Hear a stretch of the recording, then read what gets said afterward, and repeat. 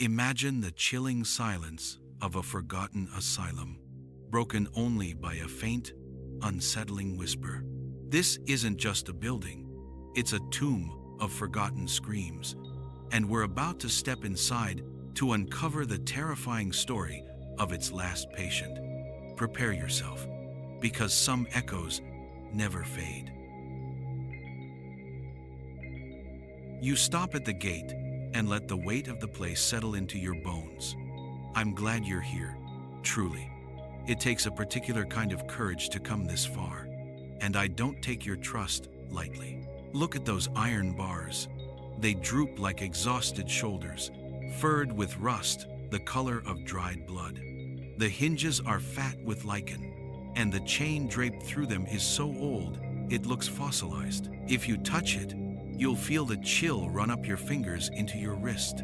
A cold, not of weather, but of abandonment. Take one step. Hear it? That thin whine as the gate shifts? It sounds like a trapped breath finally let out. The wind combs the long grass in front of the building, and it's not the cheerful hiss of summer. It's the restless shiver of weeds that have outlived their gardeners. The front facade is a face with its teeth knocked out, windows gaping, panes shattered, brickwork bowed by a century's slow forgetting. Every room behind those holes used to hold a life. Some held laughter, some held rage, some held nothing but the steady drip of time. All of it is here, the invisible residue that clings to places people leave too quickly. Don't worry, I'm with you. We'll walk carefully. We'll move with respect. The asylum was called Raven's Brook, though the ravens stopped coming years ago. The creek that gave it its name is only a thread now, slipping behind the collapsed geothermal wing, stuttering over stones like it can't quite remember its route. You can smell the damp even from here, the mineral sigh of wet concrete, and the sour sweet of rotting wood. The air tastes metallic, like a bitten lip. They said Raven's Brook would heal the broken. They built its long corridors on a creed of order, beds in lines, meals at bells, rescue through routine. They wore white and used words like stabilize and contain, but what they meant, often, was hide. Hide the inconvenient griefs, the difficult minds, the inconvenient rage of being human and hurt. And yet, even here, kindness lived sometimes. Even here, hands were held. Even here, someone whispered lullabies into the throat of winter. I need you to know that before we go in. It matters. Do you hear the drip? That's water from the sprung roof above the administrative hall, beating a slow metronome into the tiles below. With each drop, time passes. With each drop, what was solid becomes sediment. We are stepping into a geology of sorrow, but we are not here to drown in it. We're here to listen. We push the door. It complains in a way that's half mechanical, half animal. Inside is that first breath, the one that feels like entering a cold church at twilight. Dust blooms in the shaft of your flashlight, like startled moths. There are notices pinned to a cork board by the entry, the paper turned the color of tea. Holiday schedule, says one, in a cheery font that makes your throat ache a little. Beneath it, someone scribbled a note on blue carbon paper. Inventory of patient personal effects. Do not discard until audit complete. The date is smudged. The word complete is not. Listen, before we go deeper, hold this question in your chest, like a candle. What does it mean to be the last one? Not the last to leave a party, not the last to graduate, but the last to breathe the air of a place that was supposed to hold you safe. What does it do to a person to be the final echo in a building full of endings? Keep that candle. We're going to need it. Raven's Brook opened in 1896 with speeches and ribbons, a modern miracle of brick and principle set among elms. Its wards were named like poems: Serenity, Evergreen, sunlight, names that promised what the world had denied. Over the years, the names wore thin, like gilding rubbed by too many hands. Methods changed.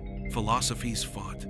Some doctors believed in music, some in quiet walks among trees, some in fire-bright treatments that tore the world apart and pasted it back wrong. The Asylum tried to adapt. It tried to survive the tides of theory. But buildings have souls. Two patchwork souls stitched from the people who passed through them, and Ravensbrook's soul grew heavy with contradiction. Your boot scuffs a tile, and the sound skitters down an empty corridor like a tossed coin. Doors march away into the dark, all of them slightly ajar, as if someone long ago was certain they would return any minute and finish their checks. We step carefully, avoiding the places where the floor sinks with the quiet menace of rot. Here's a staff bulletin board with colored pins and a photograph of a picnic patients and nurses on blankets, paper plates, lemonade sweating in the heat. Everyone is squinting, not from joy exactly, but from the shock of brightness. A date is written on the back in red pen, July 12. No year. The ink has bled, as if even that small certainty wanted to blur. And then, the ledger. It waits on a desk, as if placed there deliberately for this moment, when you and I would come. Brown leather flayed by time, the spine cracked into something like a smile. The pages smell of mildew and something dry as old cornfields. We turn them carefully with the pads of our fingers, and there they are. The names, beginnings, and endings, written in a hand that tried to be efficient, tried to be impartial, tried to be God. Beside each name, a number, a date, a note, transferred, released to family, deceased, the language of closure, the language of systems. Except here, the line that stops the breath in your throat, patient 879. No name, only a designation. Under status, one word, remaining. That's not a discharge. That's not a death. That's not even an error code. That's a confession. A building admitting that it failed to finish what it started. There's a pencil lying diagonal across the page, the wood swollen by damp, the point long gone. The pencil looks like it fell and no one picked it up because no one came back. The air cools a degree. You're not imagining it. Places remember. Paper remembers. Dust is patient. We move on, because to stand there too long is to let the word remaining colonize you. The hallway to the left is narrower, less official, the paint dulled by fingertips and shoulders. I'll warn you about the smell before you ask. It's the sour sweet of old linen, the sharp bite of mildew, the faint, almost pleasant note of time that must be the ghost of some disinfectant used decades ago. Light shows up in fractions through the ribs of broken blinds. In that ruined light, you see the things people leave when they believe they're coming back. A sweater over a chair, a mug with a brown ring at the bottom, a deck of cards mid-game, a single sock on a radiator, like a flag from a country no longer recognized. And then the first whisper, don't jump. It's not a voice in the air. It's a sound your mind makes when it brushes against someone else's memory. It says, wait. It says this way. It says, I didn't want to be alone, and neither do you. It's okay. You're not imagining it. You're simply listening in a language most of us forgot we spoke. I want you to see what I see. A day room where the ceiling sags like a weary lung, where the wallpaper peels in long tongues to reveal paint older than your grandparents. Dust hangs in the light like a community of slow swimmers. A piano in the corner has collapsed into itself, strings like rusted veins. The keys gapped so that any music would come out like sobbing. On the floor, near the couch that has eaten its own stuffing, is a child's shoe. It's so small you almost miss it. It's brown leather that once hoped to be handsome, with eyelets for laces and a careful seam where someone once ran a thumb with pride. The sole is worn in a way that tells you the wearer dragged their right foot a little. not from injury, but from impatience. The tongue is torn. In the heel, a faint indentation where a thumb pressed to slide it on. Hurry, hurry. The ward bell is ringing. You pick it up. I see your tenderness and I'm grateful for it. Objects deserve witnesses too. We place the shoe back exactly where it lay. Leave the past its coordinates. We keep moving. A corridor lined with doors drifts past us like a slow river. On the far wall, someone scratched words into plaster. The letters are cramped, as if written by a hand afraid of being seen. Still here. A fact? Yes. A plea? Certainly. A boundary spell? A joke made after the humor ran out. You touch the words, and some of the plaster comes away chalky on your fingers. You can imagine the hand that wrote them, tendons taut, the little tremor that comes after too much coffee or too many tears. You can imagine the pause after the period, the hand held suspended, the body listening for a footstep that did not come. Do not pity, not yet. Pity can be a blindfold. For a moment, imagine the strength that sentence took.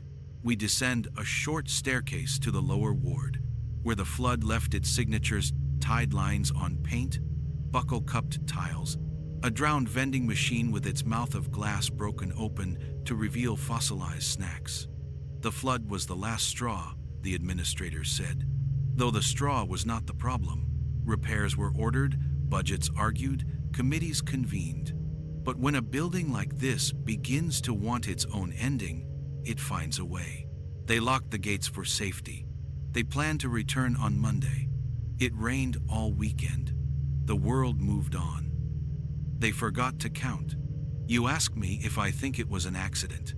I tell you a story seldom has only one author. Somewhere a memo was lost. Somewhere a nurse called in sick. Somewhere a key was set down and later thrown away. Somewhere a human being, patient 879, became a line item. None of those acts alone make a crime. Together, they make a haunting. At the end of the corridor, a door hangs askew, its window webbed with a crack that caught the light and froze it. The plaque says 113 inches numbers that are trying to fall off. Inside is a room just large enough to be cruel. A cot, a radiator, a nightstand. On the wall, a rectangle of pale where a picture used to be.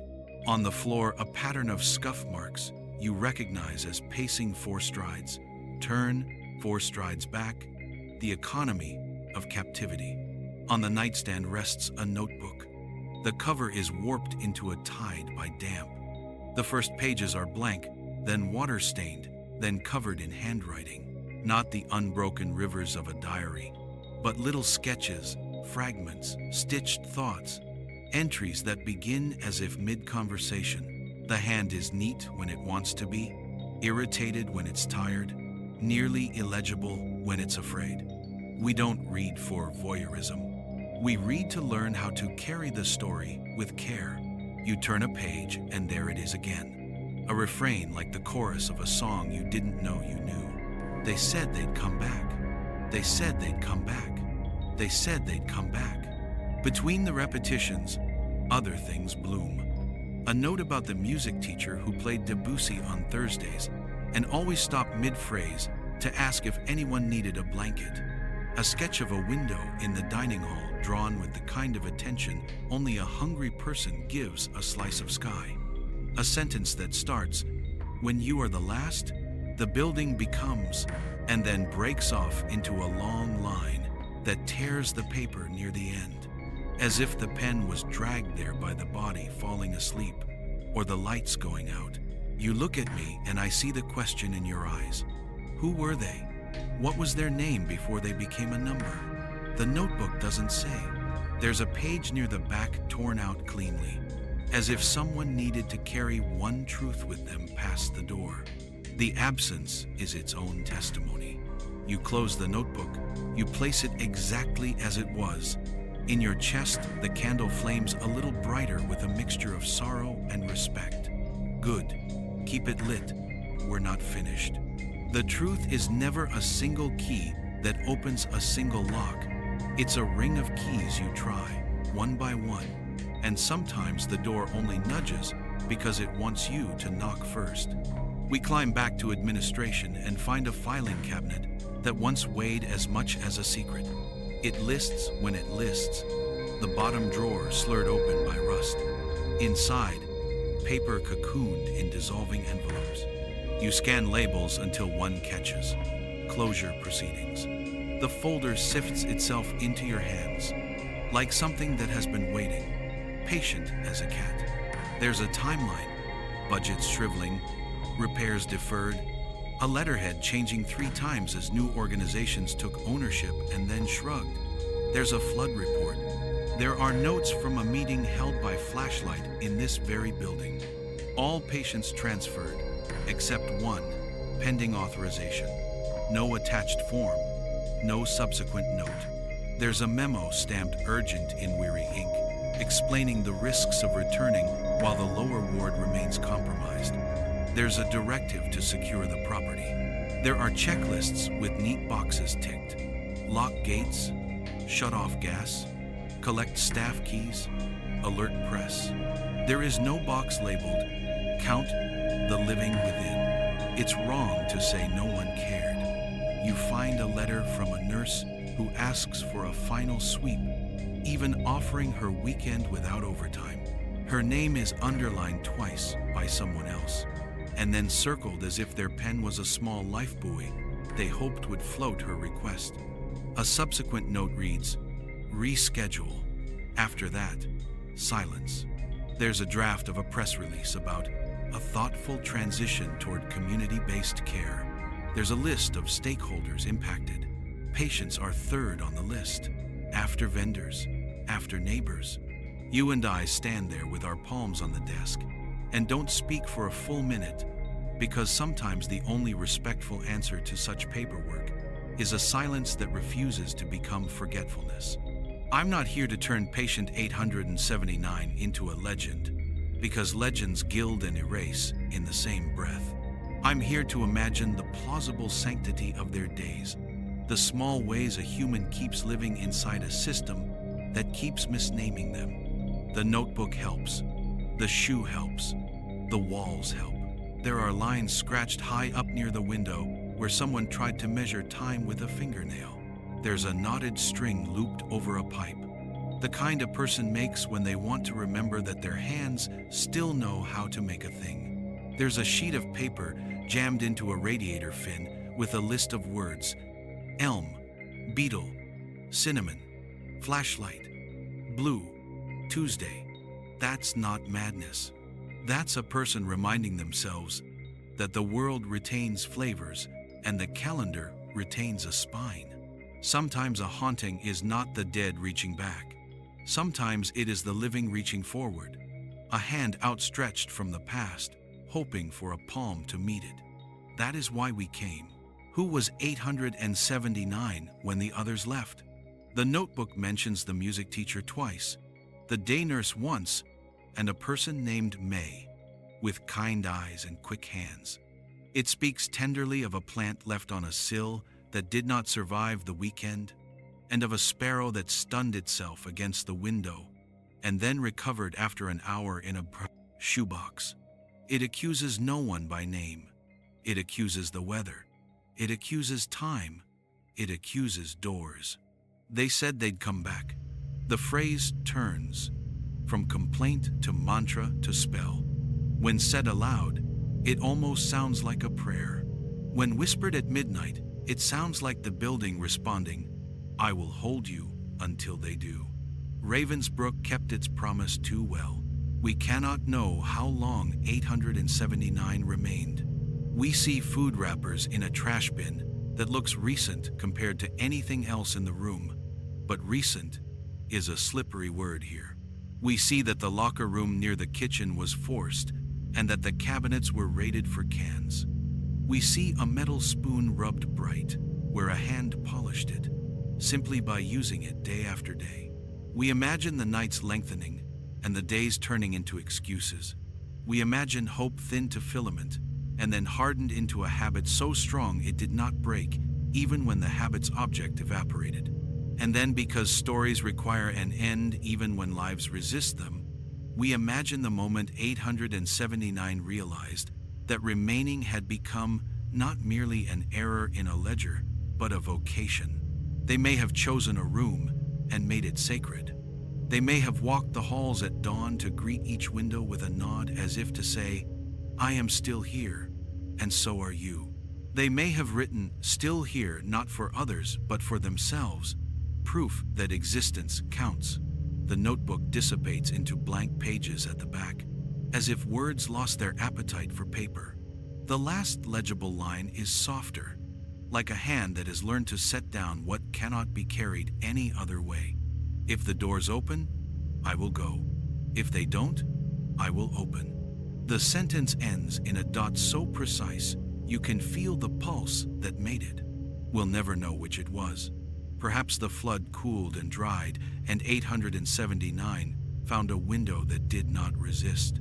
Perhaps a groundskeeper, years later, felt a prickling on his neck and wandered in with bolt cutters and a sandwich and a gentleness he did not speak of to anyone. Perhaps 879 lies beneath the elm roots outside.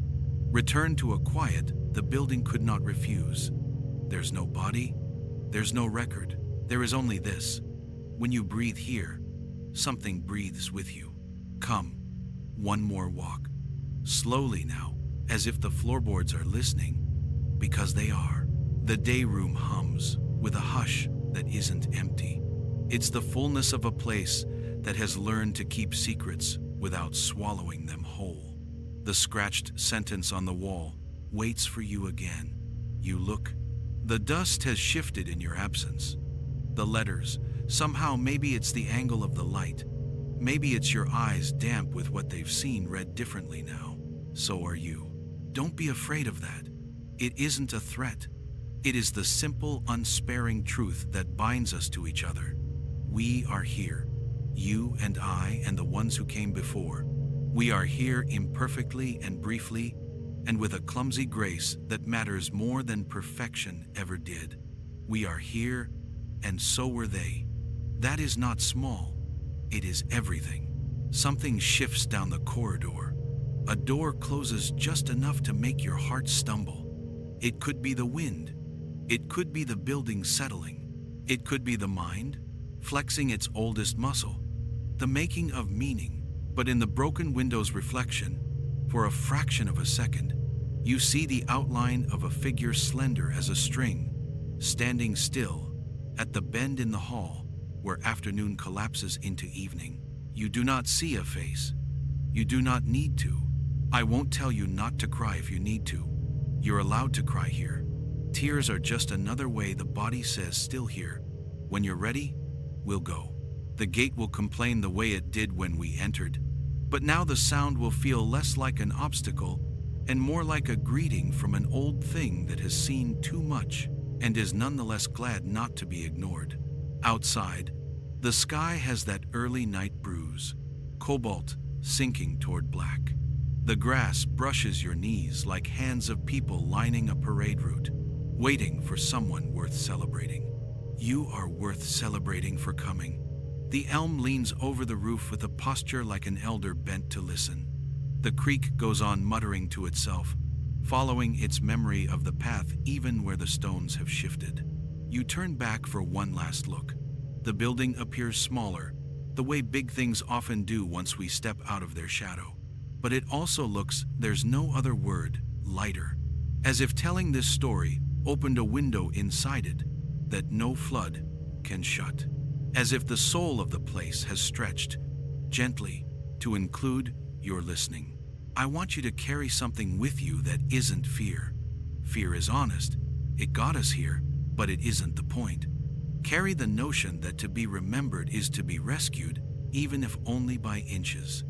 Carry the lesson that the human cost of neglect is not only counted in tragedies, but also in the days that got smaller and smaller, until a person learned to live inside a single sentence. Carry the candle we lit together and bring it to other rooms that smell like forgetting. You don't have to redeem institutions. You don't have to resurrect what was lost. Just be the person who counts, who looks, who says, "I see you," and lets the gaze itself be a door unlatched. We walk back to the road. The gravel crunches beneath your shoes with the clean certainty of the present tense. A moth flutters near your ear, soft, harmless, persistent. In the distance, a dog barks twice and then gives up. A car passes far enough away that it could be a memory of a car from years ago. Your body recalibrates to the scale of open air. You roll your shoulders as if trying on your own life to see if it still fits. It does. You ask me what happens now. I tell you, we do the same thing people have always done when they walk out of a place changed. We promise not to forget, and then we practice keeping that promise in easy, durable ways. We say their number aloud, 879. We speak their reality without spectacle. We write their truth where we can. We refuse to let systems turn people into paperwork and paperwork into silence.